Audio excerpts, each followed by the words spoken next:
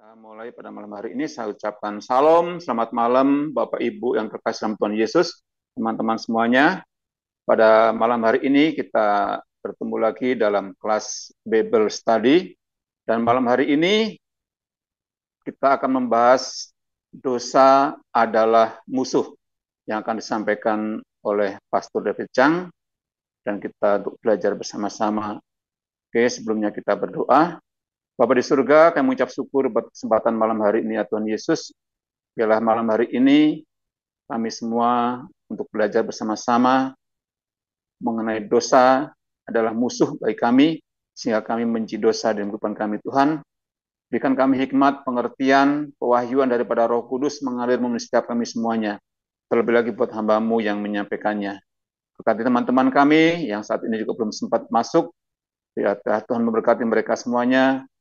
Untuk kami yang ada di dalam kelas ini, Tuhan berkati. Terima kasih yang mengucap syukur, yang serahkan dari awal pertengahan hingga akhir, hanya dalam nama Tuhan Yesus. Haleluya. Amin. Oke, ini lagu mungkin baru Bapak Ibu dengar sekali, tapi ini sangat luar biasa sekali. Ku rindu hati yang murni, hati yang melekat padamu. Ku rindu hati yang murni, hati yang melekat padamu.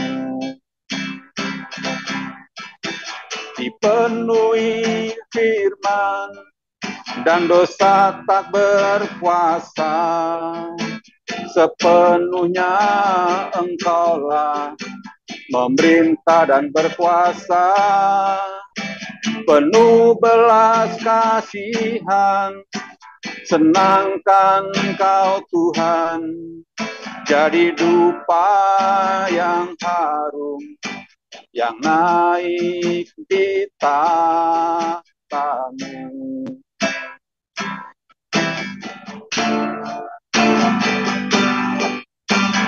Ku rindu hati yang murni, hati yang melekat padamu. Ku rindu hati yang murni, hati yang melekat padamu.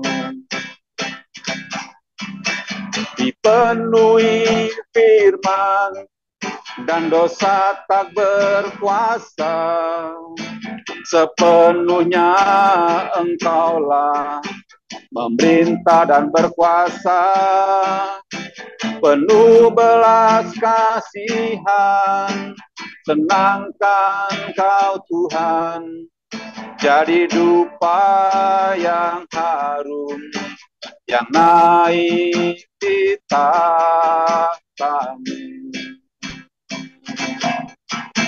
Dipenuhi firman dan dosa tak berkuasa, sepenuhnya Engkaulah memerintah dan berkuasa.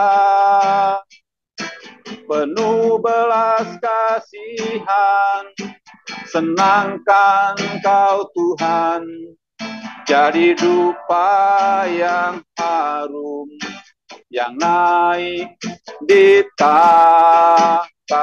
Sekali lagi, dipenuhi firman, dipenuhi firman dan dosa tak berkuasa, sepenuhnya Engkaulah memerintah dan berkuasa.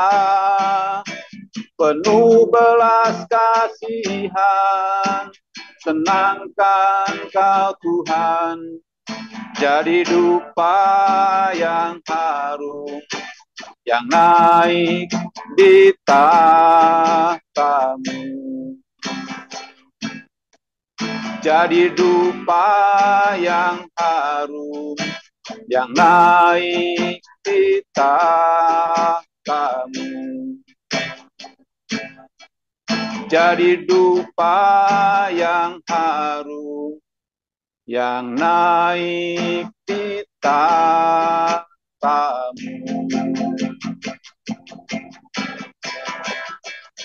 Oh haleluya, haleluya. Penuhi kami dengan firman-Mu, penuhi hati kami dengan Roh-Mu, agar dosa tak berkuasa atas hidup kami. Jadikan kami melekat padamu Tuhan. Taruhkanlah hati yang rindu akan Engkau, hati yang melekat padamu, hati yang mengasihi, hati yang melayani. Haleluya. Biarlah firman-Mu berkuasa atas setiap kami. Ku percaya padamu Tuhan.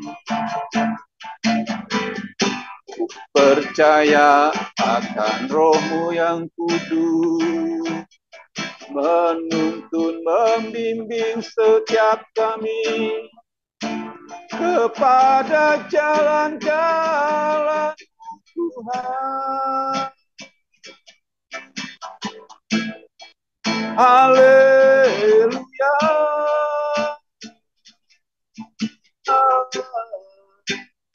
Ku bersyukur. Tuntun setiap kami ya Roh Kudus. Tuntun setiap kami. Kami tak dapat jalan sendiri tanpa Roh-Mu. Kami tak dapat sendiri tanpa Engkau di sisi kami. Haleluya. Oh ya ralaba ya ralaba ya ralama syanda ya ralaba ya ralaba ralaba. Syara ralaba ya ralaba ya ralaba ralaba ya ralaba ralaba. Haleluya.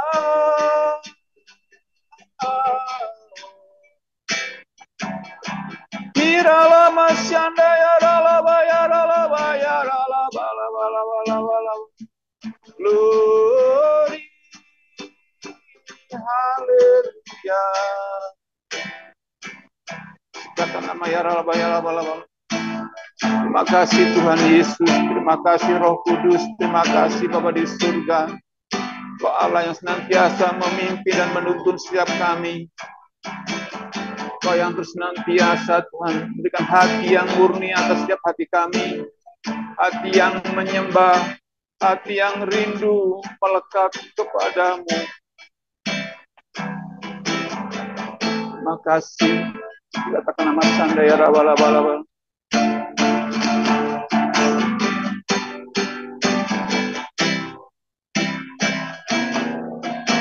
Dipenuhi firman dan dosa tak berkuasa, sepenuhnya Engkaulah memerintah dan berkuasa, penuh belas kasihan, senangkan Kau Tuhan, jadi dupa yang harum yang naik di tahtamu.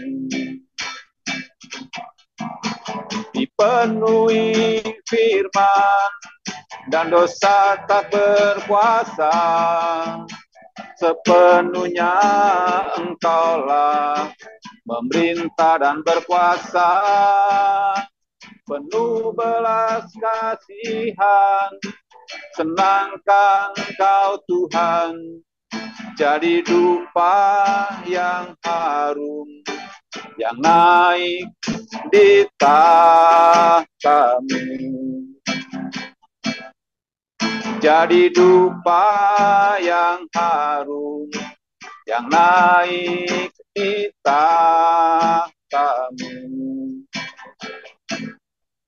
Jadi dupa yang harum, yang naik di tahtamu.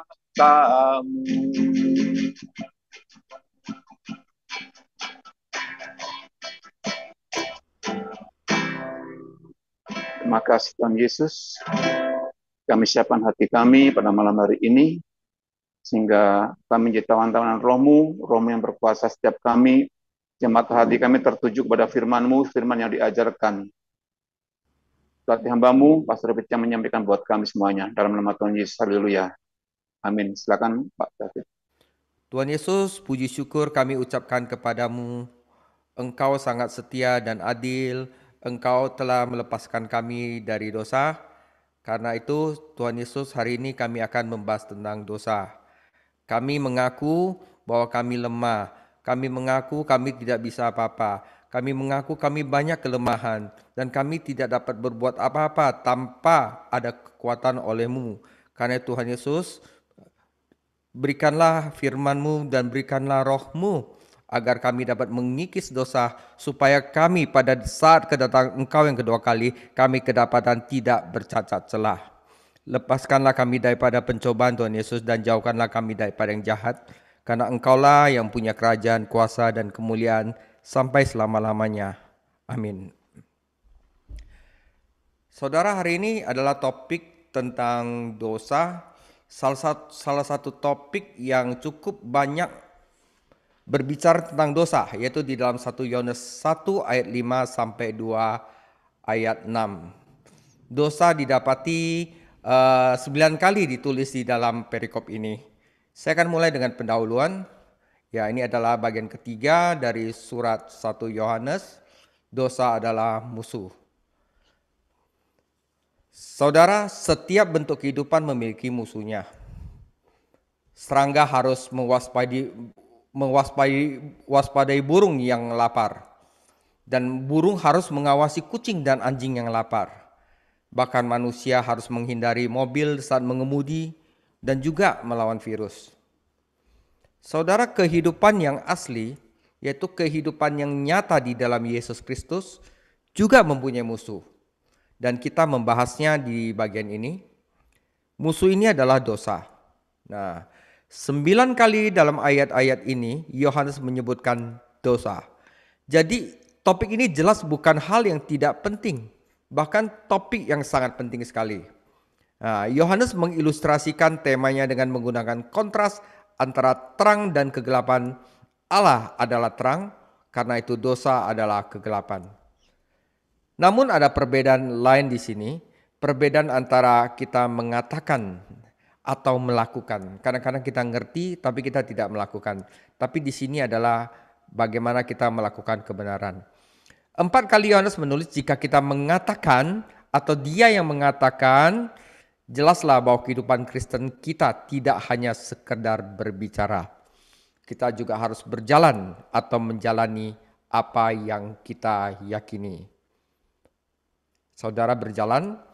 Jadi jika kita berada dalam persekutuan dengan Tuhan atau kita berjalan dalam terang, hidup kita akan sesuai dengan apa yang diucapkan bibir kita.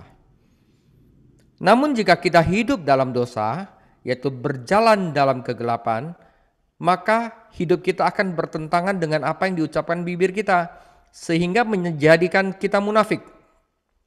Perjanjian Baru menyebut kehidupan Kristen adalah kehidupan yang berjalan menurut apa yang kita yakini. Perjalanan ini dimulai dengan langkah iman ketika kita mempercayai Yesus Kristus sebagai juru selamat kita. Namun saudara, keselamatan bukan akhir. Jadi kalau kita lahir baru, kita dibaptis di gereja, kita mengaku Yesus Kristus sebagai Tuhan, itu bukan akhir. Itu permulaan dari kehidupan rohani. Berjalan berarti setelah kita dilahirkan kembali, kita harus ada kemajuan. dan umat Kristen diharapkan mengalami kemajuan dalam kehidupan rohani. Jadi sebagaimana seorang anak harus belajar berjalan dan harus mengatasi banyak kesulitan dalam melakukannya, seorang Kristen juga harus belajar berjalan dalam terang, dan kesulitan mendasar yang ada di sini adalah masalah dosa. Itu hambatan yang terbesar, saudara. Tentu saja dosa bukan sekadar ketidaktaatan yang terlihat, saudara. Dosa juga merupakan pemberontakan atau keinginan batin, saudara. Ya, misalnya kita diperingatkan tentang keinginan daging, keinginan mata, serta keangkuhan hidup.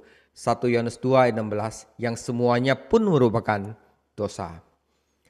Dosa juga merupakan pelanggaran terhadap hukum Allah dan secara harafiah berarti pelanggaran hukum. Dosa adalah kita menolak tunduk pada hukum Tuhan. Pelanggaran hukum atau independensi hukum adalah inti dari dosa. Kalau orang beriman memutuskan untuk hidup mandiri, bagaimana mungkin ia berjalan dalam persekutuan dengan Tuhan? Dapatkah dua orang berjalan bersama-sama jika mereka tidak sepakat? Baik dalam perjanjian lama maupun perjanjian baru, Alkitab tidak menghapuskan dosa orang-orang kudus. Untuk menghindari kelaparan, Abraham yang dianggap sebagai bapa orang beriman pun menjadi lemah imannya dan pergi ke Mesir dan berbohong kepada Firaun. Istilahnya apa? Alkitab mencatat dosa bahkan orang-orang yang kudus, saudara. Belakangan Abraham mencoba menolong Tuhan dengan menikahi Hagar dan melahirkan seorang putra. Kejadian 16. Dalam kedua kasus tersebut, Tuhan mengampuni dosa Abraham. Namun, Abraham harus menuai apa yang telah ia tabur. Tuhan dapat dan akan membersihkan catatan dosa tersebut, namun dia tidak mengubah hasilnya. Tidak ada yang bisa menguraikan telur, saudara. Nah, saudara, Petrus menyangkal Tuhan Yesus 3 kali. Itu murid pertama Tuhan Yesus loh, yang udah dekat sama Tuhan Yesus. Dan mencoba membunuh seorang prajurit di Taman Getsemani ketika Yesus ditangkap. Setan adalah pembohong dan pembunuh. Dan Petrus sedang menurutinya. Ya, Petrus pun bisa berdosa. Tentu saja Yesus Kristus mengampuni Petrus. Namun apa yang telah dilakukan Petrus sangat melukai kesaksiannya dan menghambat pekerjaan Tuhan. Fakta bahwa orang Kristen berdosa mengganggu sebagian orang, khususnya orang Kristen baru, dengan kata lain menjadi batu sandungan. Mereka lupa bahwa menerima sifat baru tidak menghilangkan sifat lama yang mereka miliki sejak lahir. Sifat lama yang bermula dari kelahiran fisik melawan sifat baru yang kita terima ketika kita dilahirkan kembali. Saudara, tidak ada disiplin diri, tidak ada seperangkat aturan atau peraturan buatan manusia yang bisa mengendalikan sifat lama ini, dosa. Hanya Roh Kudus Allah yang memampukan kita untuk mematikan sifat lama dan menghasilkan buah roh di dalam diri kita melalui sifat baru. Orang-orang kudus yang berdosa disebutkan dalam Alkitab bukan untuk mengecilkan hati mereka, namun untuk memperingati kita. Mengapa Anda terus-menerus memberitakan kepada kami umat Kristen tentang dosa? Seorang anggota gereja yang marah kepada pendetanya, jangan khotbah dosa gitu loh ya. Ya kan, kami ini udah orang Kristen, jangan khotbah tentang dosa. Ya kan, lagi pula dosa dalam kehidupan Kristen berbeda dengan dosa dalam kehidupan orang yang belum diselamatkan. Ya, jawab pendeta, berbeda. Bahkan orang Kristen yang berdosa itu jauh lebih buruk katanya. Maka ini jauh lebih buruk ya. Oleh sebab itu, saudara, ini 3 pendekatan terhadap dosa. Kita semua harus menaklukkan dosa-dosa kita jika kita ingin menikmati kehidupan yang asli. Pada bagian ini, Yohanes menjelaskan 3 pendekatan terhadap dosa.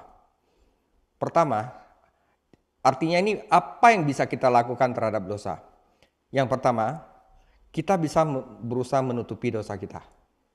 Oke? Yang kedua, kita bisa mengakui dosa kita. Tetapi level yang paling tinggi, kita bisa menaklukkan dosa kita. Inilah yang akan saya bahas hari ini, saudara. Oke, kita mulai dengan kita bisa berusaha untuk menutupi dosa kita. Ya, sebelumnya kita baca dulu firman Tuhan. Yohanes 1 Yohanes 1 ayat 5 sampai 2 ayat 6. Dan inilah berita yang telah kami dengar dari Dia dan yang kami sampaikan kepada kamu. Allah adalah terang dan di dalam Dia sama sekali tidak ada kegelapan. Oke. Jika kita katakan bahwa kita beroleh persekutuan dengan Dia, namun kita hidup dalam kegelapan, kita berdusta dan kita tidak melakukan kebenaran. Tetapi jika kita hidup di dalam terang sama seperti Dia ada di dalam terang, maka kita beroleh persekutuan seorang dengan yang lain dan darah Yesus anaknya itu menyucikan kita daripada segala dosa. Jika kita berkata bahwa kita tidak berdosa, maka kita menipu diri kita sendiri dan kebenaran tidak ada di dalam kita. Jika kita mengaku dosa kita, maka Ia adalah setia dan adil, sehingga Ia akan mengampuni segala dosa kita dan menyucikan kita dari segala kejahatan. Jika kita berkata bahwa kita tidak ada berbuat dosa, maka kita membuat Dia menjadi pendusta dan firman-Nya tidak ada di dalam kita. 2 ayat 1, anak-anakku, hal ini kutuliskan kepada kamu supaya kamu jangan berbuat dosa. Namun jika seorang berbuat dosa, kita mempunyai seorang pengantara pada Bapa, yaitu Yesus Kristus yang adil. Dan Ia adalah perdamaian untuk segala dosa kita, dan bukan untuk dosa kita saja, tetapi juga untuk dosa seluruh dunia. Dan inilah tandanya bahwa kita mengenal Allah, yaitu jikalau kita menuruti perintah-perintah-Nya. Barang siapa berkata, aku mengenal Dia, tetapi ia tidak menuruti perintah-Nya, ia adalah seorang pendusta dan di dalamnya tidak ada kebenaran. Tetapi barang siapa menuruti firman-Nya, di dalam orang itu sungguh sudah sempurna kasih Allah. Dan itulah kita ketahui bahwa kita ada di dalam Dia. Ayat 6 adalah ayat yang harus kita hafal, ayat favorit saya. Barang siapa mengatakan bahwa ia ada di dalam Dia, ia wajib hidup sama seperti Kristus telah hidup. Demikianlah firman Tuhan. Oke, hal pertama saudara, perlakuan kita terhadap dosa, kita bisa berusaha menutup dosa kita. Saudara, Allah adalah terang dan di dalam Dia tidak ada kegelapan sama sekali. Ketika kita diselamatkan, Allah memanggil kita keluar dari kegelapan menuju terang. Jadi tujuan diselamatkan itu memanggil kita keluar dari kegelapan menuju terang, dari dosa menuju kebenaran. Nah, oleh sebab itu kita disebut adalah anak-anak terang. Tetapi mereka yang berbuat dosa membenci terang. Saat cahaya menyinari kita, hal itu menyingkapkan sifat sejati kita. Saudara, terang akan menghasilkan kehidupan, pertumbuhan, keindahan. Tetapi dosa adalah kegelapan, dan kegelapan dan terang tidak bisa ada di tempat yang sama. Jika kita berjalan di dalam terang, maka kegelapan harus lenyap. Dosa harus habis, ya. Kalau kita menahan dosa, maka terangnya akan padam.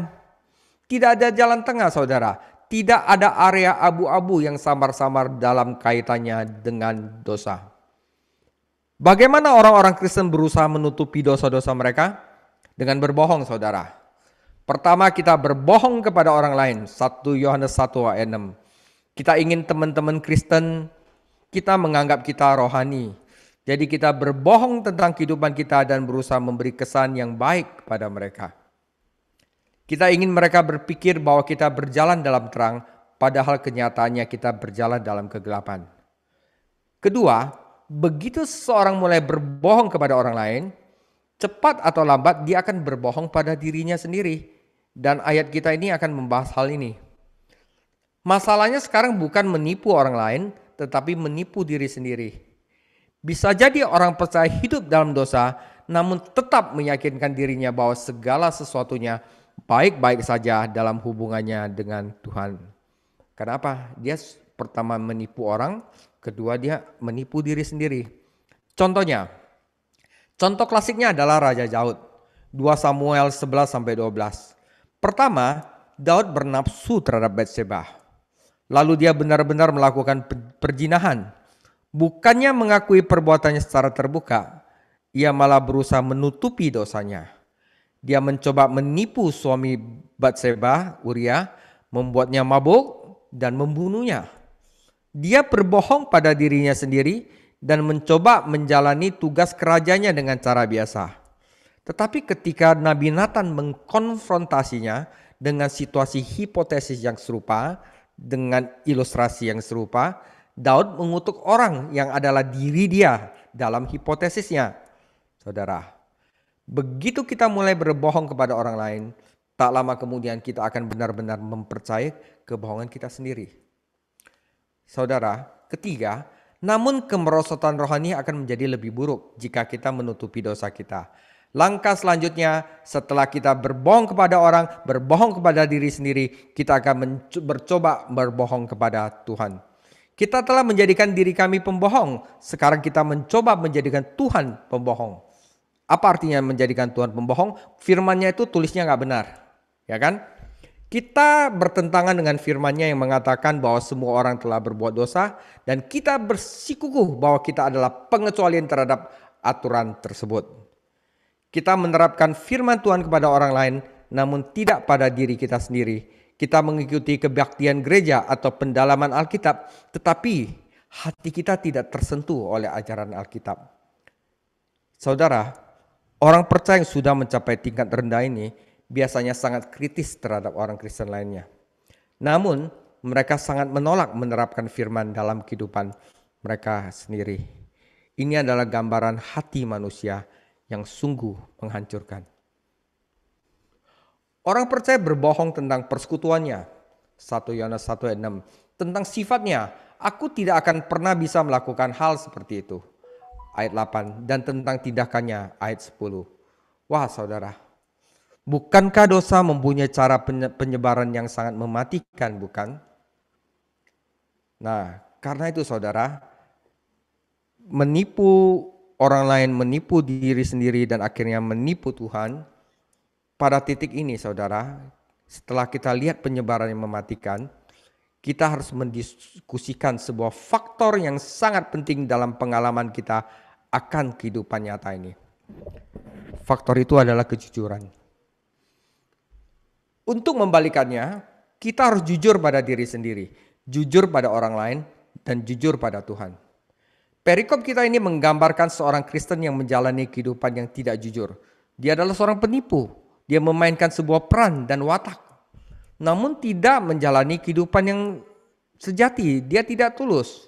Nah saudara, orang yang berusaha menutupi dosanya dan akhirnya menipu diri sendiri, nipu orang lain dan menipu Tuhan, kerugian apa yang dialami orang ini?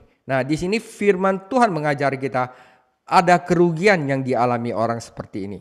Pertama, dia akan kehilangan firman. Apa artinya? Dia akan berhenti melakukan kebenaran, maka kebenaran tidak ada lagi pada dirinya. Dan dia kemudian mengubah kebenaran menjadi kebohongan. Dia akan memelintir firman Tuhan. Firman-Mu adalah kebenaran, kata Yesus. Tetapi orang hidup dalam kebohongan akan kehilangan firman itu. Firman itu nggak efek lagi sama dia. Salah satu gejala pertama dari berjalan dalam kegelapan adalah hilangnya berkat dari Alkitab. Anda tidak dapat membaca firman dengan manfaat ketika Anda berjalan dalam kegelapan. Kerugian kedua adalah, namun ada hal lain yang hilang dari orang tidak jujur ini. Ia kehilangan persekutuannya dengan Allah dan dengan umat Allah. Akibatnya, doa menjadi sebuah bentuk kosong baginya. Ibadah adalah rutinitas yang membosankan. Dia menjadi kritis terhadap orang-orang Kristen lainnya dan mulai menjauhi gereja. Karena apa? Apa hubungan antara terang dan gelapan? 2 Korintus 6 ayat 14, janganlah kamu merupakan pasangan yang tidak seimbang dengan orang-orang tak percaya. Sebab persamaan apakah terdapat antara kebenaran dan kedurhakaan? Atau bagaimanakah terang dapat bersatu dengan gelap? Saudara, satu masalah dengan ketidakjujuran adalah mencatat kebohongan dan kepura-puraan kita adalah merupakan pekerjaan penuh waktu kita. Jadi pekerjaan kita sehari-hari dalam penuh waktu itu bagaimana cara merancang kebohongan. Abraham Lincoln pernah berkata bahwa jika seseorang ingin menjadi pembohong, sebaiknya dia memiliki ingatan yang baik. Karena dia akan lupa dia bohong apa, saudara. Ya. Ketika seorang menghabiskan seluruh energinya untuk berpura-pura, dia tidak punya apa-apa lagi untuk hidup. Dan hidup menjadi dangkal dan hambar. Seorang yang berpura-pura tidak hanya merampas dirinya dari kenyataan, namun ia juga menghalangi dirinya untuk bertumbuh. Jati dirinya tertahan di bawah diri yang palsu. Nah, saudara, itu kerugian kedua, saudara. Kerugian ketiga sebenarnya merupakan akibat dari dua kerugian yang pertama. Orang percaya akan kehilangan karakternya. Prosesnya dimulai ketika dia berbohong, berakhir dengan dia menjadi pembohong. Ketidaktulusannya atau kurangnya kejujuran pada awalnya merupakan peran yang ia mainkan, maka itu bukan lagi sebuah peran. Itu sudah menjadi inti kehidupannya. Karakternya terkikis. Dia bukan lagi pembohong karena dia berbohong. Dia sekarang berbohong karena dia benar-benar pembohong. Apakah mengherankan jika Allah di dalam Amsal memperingatkan? Amsal 28 ayat 13. Siapa menyembunyikan pelanggarannya tidak akan beruntung. Tetapi siapa mengakuinya dan meninggalkannya akan disayangi. Daud berusaha menutupi dosa-dosanya dan hal itu merugikan kesehatannya, sukacitanya, keluarganya, dan hampir kerajaannya diambil daripadanya. Jika kita ingin menikmati hidup yang asli, saudara, setelah saya paparkan apa konsekuensi dari menutupi dosa, kita tidak boleh menutupi dosa-dosa kita. Lalu, apa yang harus kita lakukan?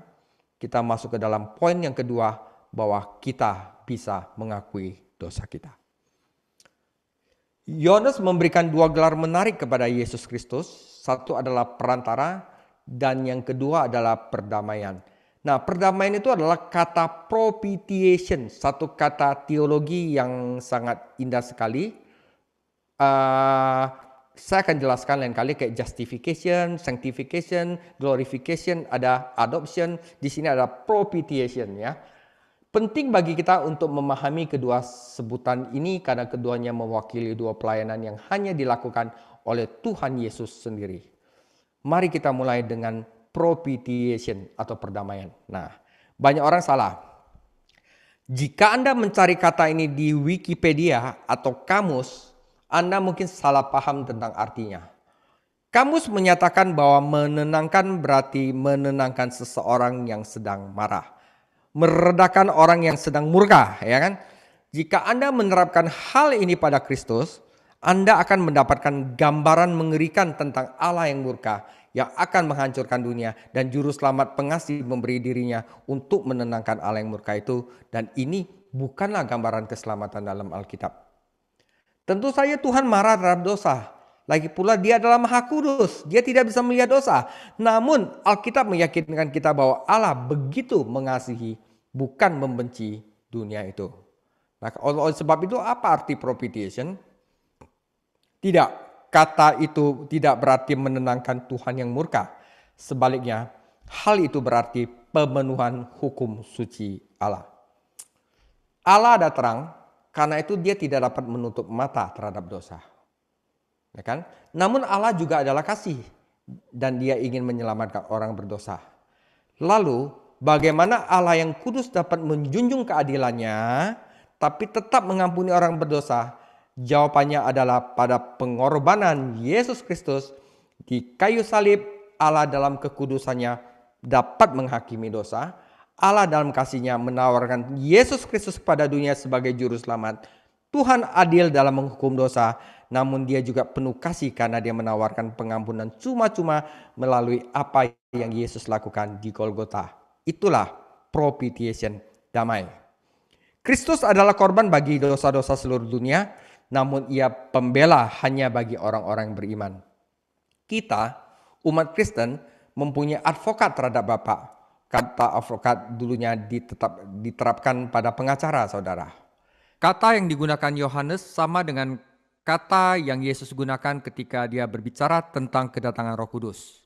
Yohanes 14 ayat 16, secara harafiah artinya orang yang dipanggil untuk mendampingi, yaitu penolong.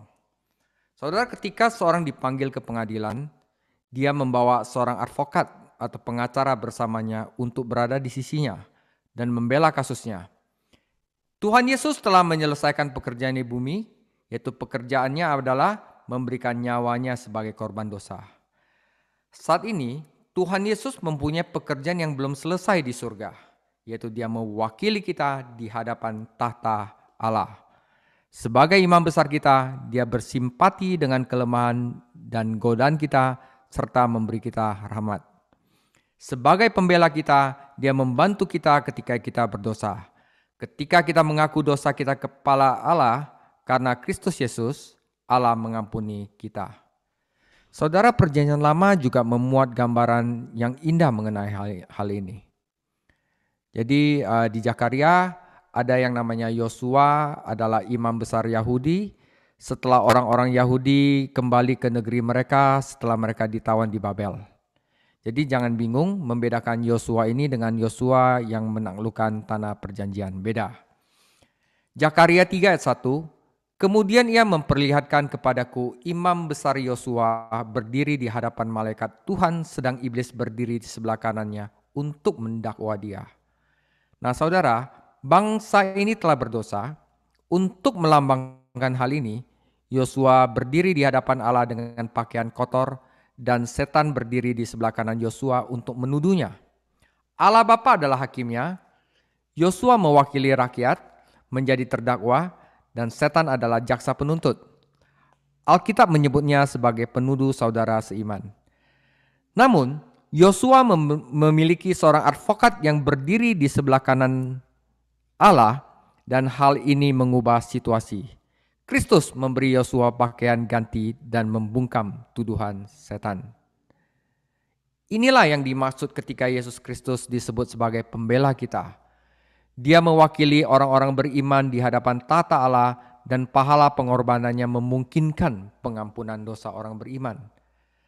Karena Yesus Kristus mati untuk umatnya, ia telah memuaskan keadilan Allah, karena upah dosa adalah maut. Karena dia hidup bagi kita di sebelah kanan Allah, dia dapat menerapkan pengorbanannya untuk memenuhi kebutuhan kita hari demi hari. Yang dia minta, saudara, hanyalah ketika kita gagal, kita mengakui dosa-dosa kita. Saudara, apa maksudnya mengakui? Ya, mengakui dosa berarti lebih dari sekedar mengakuinya. Kata mengaku sebenarnya berarti mengatakan hal yang sama tentang. Mengakui dosa berarti mengatakan hal yang sama seperti yang dikatakan Allah tentang itu. Ya. Nah, saudara, saya ada suatu contoh. Seorang konselor sedang mencoba membantu seorang yang datang ke pertemuan penginjilan. Saya seorang Kristen, kata pria itu. Tetapi ada dosa dalam hidup saya dan saya memerlukan bantuan.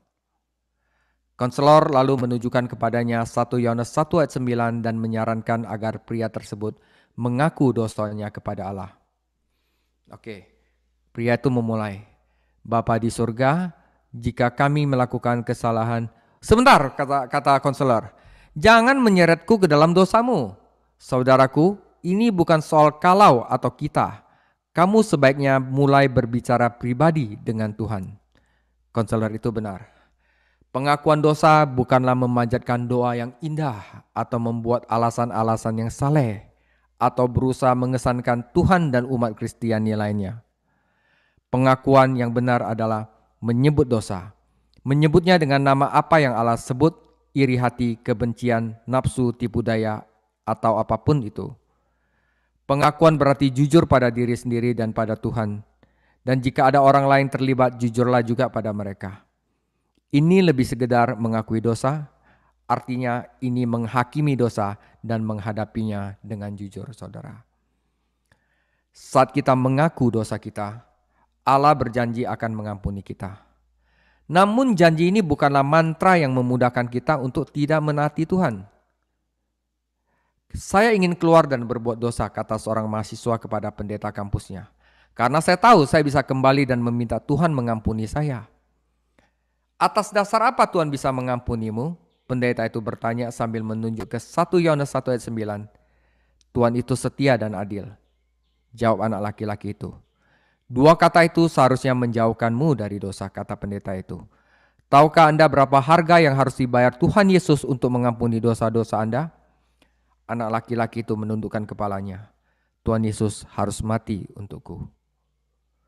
Kemudian pendeta itu memusat perhatiannya. Itu benar, pengampunan bukanlah tipuan murahan yang dilakukan Tuhan.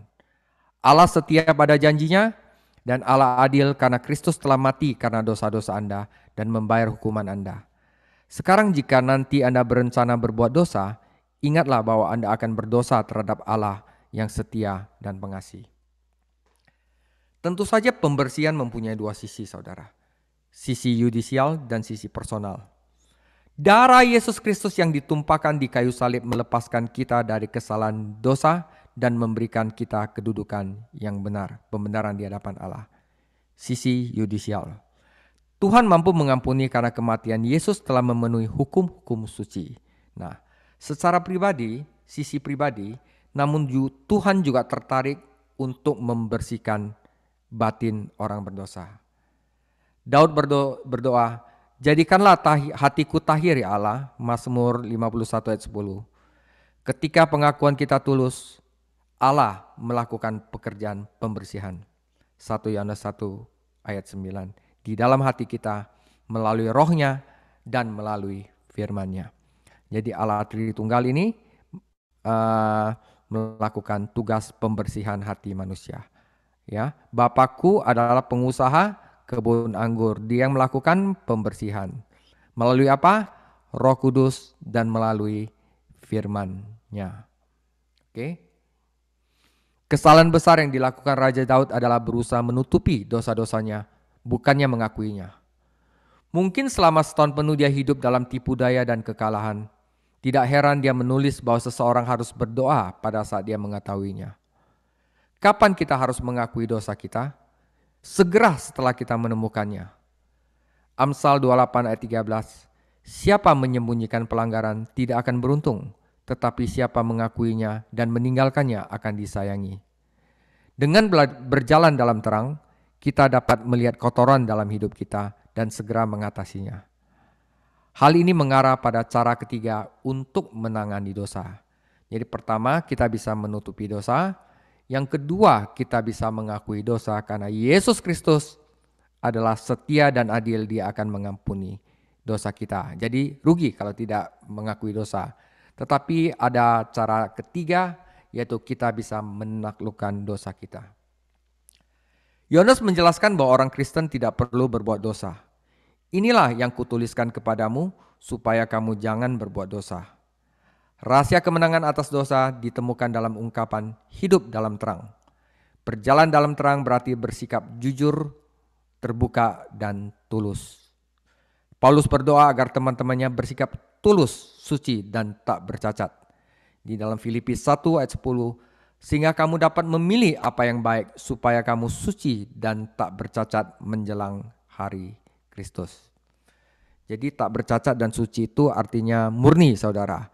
Tidak tempelan, oplosan, ya. Kata suci dan tak bercacat atau di dalam artinya itu adalah just by sunlight yang bisa dihakimi oleh matahari. Berasal dari dua kata Latin yaitu sine and sera yang berarti tanpa lilin. Ceritanya begini. Tampaknya pada zaman Romawi, beberapa pematung menutupi kesalahan mereka, menutupi apa yang mereka buat jelek itu dengan mengisi cacat pada patung marmer mereka dengan lilin. Jadi biar gak ketara. Yang tidak mudah terlihat. Hingga patung tersebut sempat terkena terik matahari, judged by sunlight, beberapa saat. Namun pematung yang lebih dapat diandalkan memastikan bahwa pelanggannya mengetahui bahwa patung yang mereka jual adalah sine sera, tanpa lilin, berarti tanpa cacat. Nah, itu artinya saudara. Jadi semuanya tulus, suci, bersikap terbuka, jujur apa adanya, dan tidak ada kesalahan. Sangat disayangkan bahwa banyak gereja-gereja dan kelas-kelas Alkitab telah diserbu oleh orang-orang yang tidak tulus. Orang-orang yang hidupnya tidak tahan diuji oleh terang Tuhan. Allah itu terang, dan saat kita berjalan di dalam terang, tidak ada yang bisa kita sembunyikan. Sungguh menyegarkan bertemu dengan seorang Kristen yang terbuka dan tulus, serta tidak berusaha menyamar. Berjalan dalam terang berarti jujur terhadap Tuhan, terhadap diri sendiri, dan terhadap orang lain. Artinya ketika terang menyingkapkan dosa-dosa kita, kita segera mengakuinya kepada Tuhan dan meminta pengampunannya. Dan jika dosa kita melukai orang lain, kita juga mohon ampun padanya. Namun berjalan dalam terang mempunyai arti lain, itu berarti menaati firman Allah. Firman-Mu adalah pelita bagi kakiku dan terang bagi jalanku. Berjalan dalam terang berarti menghabiskan waktu setiap hari dalam firman Tuhan, menemukan kehendak-Nya dan kemudian menaati apa yang telah Dia katakan kepada kita. Jadi pendalaman Alkitab salah satu cara untuk berjalan dalam terang, saudara. Ketaatan pada firman Tuhan adalah bukti kasih kita kepadanya. Ada 3 motivasi ketaatan, saudara. Jadi orang bisa taat karena takut, karena harus, ya kan? Kalau enggak ada hukuman, wah mereka takut. Karena itu mereka taat. Kita bisa taat karena perlu. Oh, kita taat sama bos kita karena perlu gaji. Tetapi ada taat karena kasih. Karena kita ingin menaati Dia, saudara. Nah, seorang budak taat karena dia harus melakukannya. Dia budak. Jika dia tidak patuh, dia akan dihukum. Seorang karyawan patuh karena dia perlu. Dia mungkin tidak menikmati pekerjaannya, tetapi dia menikmati gajinya. Dia perlu patuh karena dia mempunyai keluarga yang harus diberi makan dan pakaian. Namun seorang Kristen harus menaati Bapa surgawinya bukan karena dia takut dan bukan karena dia perlu, tetapi karena dia menginginkannya, karena dia mengasihinya. Karena hubungan antara dia dan Tuhan adalah hubungan kasih. 1 Yohanes 14 ayat 15, jikalau kamu mengasihi aku, kamu akan menuruti segala perintahku. Ini adalah cara kita belajar kepatuhan ketika kita masih kanak-kanak. Pertama, kita taat karena kita harus melakukannya. Jika masuk anak-anak kita tidak patuh, kita akan dipukul. Namun ketika kita tubuh dewasa, kita menemukan bahwa kepatuhan berarti kenikmatan dan penghargaan. Jadi kita mulai taat karena itu memenuhi kebutuhan tertentu dalam hidup kita. Kita perlu. Dan itu merupakan tanda kedewasaan sejati ketika kita mulai taat karena kasih. Baik Kristen harus terus-menerus diperingatkan atau diberi nasihat. Orang Kristen yang dewasa mendengarkan firman Tuhan dan menaatinya hanya karena mereka mengasihi Dia. Berjalan dalam terang melibatkan kejujuran, ketaatan, dan kasih. Hal ini juga mencakup mengikuti teladan Kristus dan berjalan sebagaimana Dia telah berjalan. Nah, 1 Yohanes 2 ayat 6, barang siapa mengatakan bahwa ia ada di dalam Dia, ia wajib hidup sama seperti Kristus telah hidup. Ini artinya tinggal di dalam Kristus. Kristus bukan hanya perdamaian, propitiation, ya, bagi dosa-dosa kita, dan pembela yang mewakili kita di hadapan Allah, namun Yesus juga merupakan teladan yang sempurna. Dia adalah Yesus Kristus yang benar untuk kehidupan kita sehari-hari. Jadi Tuhan Yesus itu semuanya udah dikasih kita ya. Dia mendamaikan kita dengan Allah, Dia membela kita juga, dan Dia juga merupakan teladan. Pernyataan kuncinya di sini adalah sama seperti Dia, artinya teladan, saudara. Nah, di dalam 1 Yohanes banyak yang mengatakan ini. 1 Yohanes 4 ayat 17, dalam hal inilah kasih Allah sempurna di dalam kita, yaitu kalau kita mempunyai keberanian percaya pada hari penghakiman. Karena sama seperti Dia, kita juga ada di dalam dunia ini. 1 Yohanes 1 ayat 7, tetapi jika kita hidup di dalam terang sama seperti Dia, teladan Yesus, ada di dalam terang, maka kita beroleh persekutuan dengan yang lain dan darah Yesus anaknya itu menyucikan kita daripada segala dosa. 1 Yohanes 3 ayat 3, setiap orang yang menaruh pengharapan itu kepadanya menyucikan diri sama seperti Dia yang adalah suci. 1 Yohanes 3:7, anak-anakku, janganlah membiarkan seorang pun menyesatkan kamu. Barang siapa yang berbuat kebenaran adalah benar, sama seperti Kristus adalah benar. Berjalan dalam terang berarti hidup di bumi sama seperti Yesus hidup. Sama seperti cara Yesus hidup ketika dia berada di sini. Dan cara dia hidup saat ini di surga. Ini memiliki penerapan yang sangat praktis dalam kehidupan kita sehari-hari. Misalkan, apa yang harus dilakukan seorang Kristen ketika orang Kristen lain berbuat dosa terhadapnya? Jawabannya adalah bahwa umat beriman harus saling mengampuni sama seperti Allah telah mengampuni kamu. Mengapa? Karena sama seperti Kristus telah mengampuni kamu, perbuatlah demikian kepada saudaramu. Efesus 4 ayat 32, tetapi hendaklah kamu ramah seorang terhadap yang lain, penuh kasih mesra dan saling mengampuni, sebagaimana Allah di dalam Kristus telah mengampuni kamu. Berjalan dalam terang, mengikuti teladan Kristus akan mempengaruhi sebuah rumah tangga. Suami seharusnya mengasihi istrinya sama seperti Kristus juga mengasihi jemaatnya. Suami seharusnya memperhatikan istrinya sama seperti Tuhan Yesus memperhatikan gerejanya. Dan istri harus menghormati dan menaati suaminya sama seperti gereja harus menghormati dan menaati Yesus Kristus. Apapun bidang kehidupannya, tanggung jawab kita adalah melakukan apa yang Yesus ingin lakukan. Yesus sendiri mengajarkan murid-muridnya apa artinya tinggal di dalam Dia. Dia menjelaskannya dalam ilustrasinya tentang pokok anggur dan ranting-rantingnya. Sama seperti ranting memperoleh kehidupan dengan tetap berhubungan dengan pokok anggur, demikian pula orang-orang percaya menerima kekuatan mereka dengan memelihara persekutuan dengan Yesus Kristus. Tinggal di dalam Kristus berarti bergantung sepenuhnya kepadanya untuk segala hal yang kita perlukan agar dapat hidup bagi Dia dan melayani Dia. Itu adalah suatu hubungan yang hidup. Saat Dia menjalani hidupnya melalui kita dapat mengikuti teladannya dan berjalan sebagaimana Dia berjalan. Paulus mengungkapkan pengalaman ini dengan sempurna. Kristus hidup di dalam aku. Ya, jadi Kristus hidup itu adalah Roh Kudus. Ini merujuk pada pekerjaan Roh Kudus. Kristus adalah pembela kita yang ada di surga untuk mewakili kita di hadapan Allah ketika kita berdosa. Roh Kudus adalah pembela Tuhan bagi kita di bumi ini. Ya, Kristus menjadi perantara bagi kita, Roh Kudus juga menjadi perantara bagi kita. Kita adalah bagian dari barisan persekutuan surgawi yang fantastik. Allah Putra berdoa bagi kita di surga, Allah Roh Kudus berdoa bagi kita di dalam hati kita.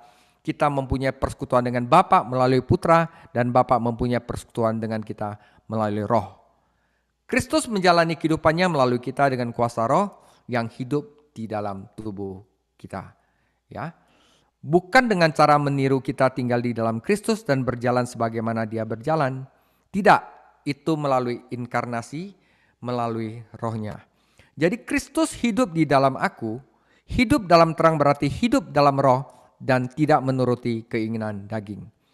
Galatia 5:16, maksudku ialah hiduplah oleh Roh, maka kamu tidak akan menuruti keinginan daging. Allah telah menyediakan bagi kita cara-cara ini untuk menaklukkan dosa. Kita tidak akan pernah bisa menghilangkan atau mengubah sifat dosa yang kita miliki sejak lahir. Namun kita tidak perlu menuruti keinginannya. Ketika kita berjalan dalam terang dan melihat dosa sebagaimana adanya, kita akan membencinya dan berpaling darinya. Dan jika kita berbuat dosa, kita segera mengakuinya kepada Tuhan dan menuntut penyuciannya. Dengan bergantung pada kuasa Roh yang berdiam di dalam diri kita, kita tinggal di dalam Kristus dan berjalan sebagaimana Dia berjalan. Tapi semuanya ini saudara, semua itu dimulai dengan keterbukaan dan kejujuran di hadapan Tuhan dan manusia. Saat kita mulai bertindak, berpura-pura membuat orang lain terkesan, kita keluar dari cahaya dan masuk ke dalam bayang-bayang. Sir Walter Scott mengatakannya sebagai berikut. Oh, betapa kusutnya jaring yang kita jalin saat kita pertama kali kita berlatih menipu. Jadi waktu kita udah gak jujur gitu ya, apapun persahabatan kita, apapun yang kita jalin itu akan kusut, saudara. Jadi kejujuran dan keterbukaan, tidak berpura-pura, itu penting sekali. Ya. Kehidupan yang nyata tidak bisa dibangun di atas hal-hal yang menipu. Adalah bodoh untuk mencoba menipu orang lain karena Tuhan sudah mengetahui siapa kita sebenarnya. Semuanya ini membantu menjelaskan mengapa berjalan dalam terang membuat hidup jauh lebih mudah dan bahagia. Ya, hati nurani itu bersih, saudara. Ketika Anda berjalan dalam terang, Anda hidup untuk menyenangkan satu pribadi aja, Allah. Ini benar-benar menyederhanakan banyak hal. Jika kita hidup untuk menyenangkan diri sendiri dan Tuhan, kita mencoba mengabdi pada dua Tuhan, dan ini tidak pernah berhasil. Jika kita hidup untuk menyenangkan seseorang laki-laki, kita akan selalu mendapat masalah karena tidak ada dua manusia yang sependapat dan kita akan terjebak di tengah-tengah. Berjalan dalam terang yaitu hidup untuk menyenangkan Tuhan, menyederhanakan tujuan hidup kita, menyatukan kehidupan kita, dan memberi kita perasaan damai dan tentram. Jadi kalau kita dalam gereja, kita mempunyai satu tujuan demi Yesus Kristus, maka itu akan menyatukan kehidupan kita. Apapun yang kita perbuat, kita mempunyai satu tujuan dan memberi perasaan damai dan tentram. Ya. Penutup. Yohanes menegaskan bahwa kehidupan yang asli tidak mengenal dosa. Daripada berusaha menutupi dosa, orang percaya yang sejati mengakui dosa dan mencoba menaklukkannya dengan berjalan di dalam terang firman Tuhan. Dia tidak puas hanya dengan mengetahui bahwa dia akan masuk surga. Dia ingin menikmati kehidupan surgawi saat ini juga. Sama seperti dia, demikian pula kita di dunia ini. Dia berhati-hati dalam mencocokkan cara berjalan dan pembicaranya. Dia tidak berusaha mengesankan diri sendiri, mengesankan Tuhan atau orang Kristen lainnya dengan banyak pembicaraan saleh. Pembicaraan yang saleh sebuah agama kata-kata. Mengutip Yakobus 1 ayat 22, tetapi hendaknya kamu menjadi pelaku firman dan bukan hanya pendengar saja. Sebab jika tidak demikian kamu menipu diri sendiri. Kita harus menjalankan apa yang kita bicarakan. Mengetahui bahasa saja tidak cukup. Kita juga harus menjalani kehidupan. Jika kita mengatakan, maka kita juga harus melakukan. Tuhan Yesus memberkati saudara. Jadi inilah topik saya yang sangat penting tentang dosa, di mana dosa merupakan musuh dari kehidupan yang menggairahkan, kehidupan yang asli. Dan kita juga perlu bersukacita karena Tuhan Yesus adalah pembela kita. Dia mengampuni dosa kita, dia setia dan adil. Tetapi dia juga mencoba membersihkan dosa di dalam diri kita. Yang kita perlukan adalah kita jujur, kita tulus, dan kita mau dibentuk oleh Tuhan Yesus. Oke? Tuhan Yesus memberkati. Minggu depan kita akan masuk dalam topik yang sangat menarik, yaitu sesuatu yang lama, sesuatu yang baru. 1 Yohanes 2 ayat 7 sampai 11. Tuhan Yesus memberkati. Sucikan dan kuduskan hati ini untuk layak menghadap hadirat-Mu.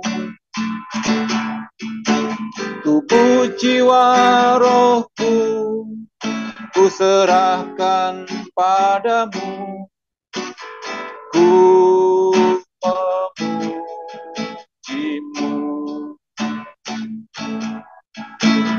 Tinggikan namamu ya Tuhan. Mulialah namamu ya Tuhan. Tiada lain seperti Engkau ya Allahku.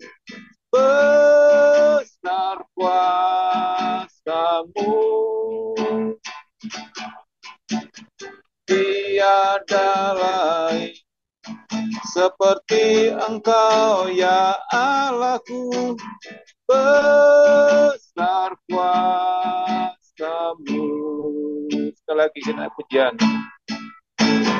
Sucikan dan kuduskan hati ini untuk layak menghadap hadirat-Mu. Tubuh, jiwa, rohku ku serahkan padamu. Ku memuji-Mu. Tinggikan nama-Mu, ya Tuhan. Mulialah nama-Mu, ya Tuhan. Tiada lain seperti Engkau, ya Allahku. Besar kuasa-Mu, tiada lain seperti Engkau, ya Allahku. Besar kuasa-Mu, besar kuasa-Mu, besar kuasa-Mu.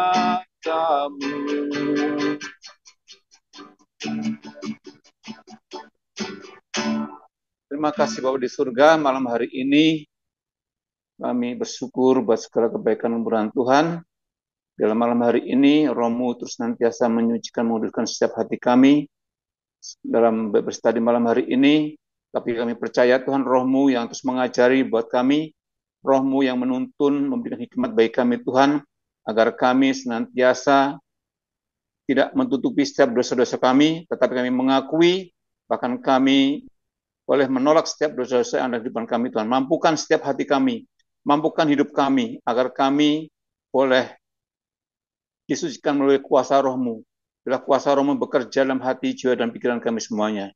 Terima kasih juga berkati Pak David malam hari ini, mana kondisi saat ini biarlah yang saat mati lampu ini, tapi terang Tuhan tetap menyala dalam kehidupannya. Dalam nama Tuhan Yesus, berkati kami yang ada dalam kelas ini. Dalam kesehatan, kekuatan, apapun saat ini Tuhan yang menjadi pergumulan kami, Tuhan nyatakan sesuai dengan rencana kehendak-Mu. Terima kasih, biarlah kami malam hari ini untuk mengakhiri Bible Study malam hari ini, seberapa kami yang ada, dan kami akan menerima berkat yang daripada Tuhan Yesus Kristus. Mari teman-teman, kita angkat tangan kita mengakhiri ibadah kita. Terimalah berkat yang berlimpah-limpah daripada Allah Bapa kita, serta anugerah yang besar daripada anak Tuhan Yesus Kristus, kemenangan demi kemenangan, serta persekutuan yang kuat dan kuasa Roh Kudus, bahkan berkat damai sejahtera dan sukacita yang melampaui segala akal, memelihara di dalam hati, jiwa, dan pikiranmu hari ini, sampai selama-lamanya, kau dapat tetap sempurna dalam nama Tuhan Yesus. Kami sudah menerima berkat, sama-sama katakan, amin.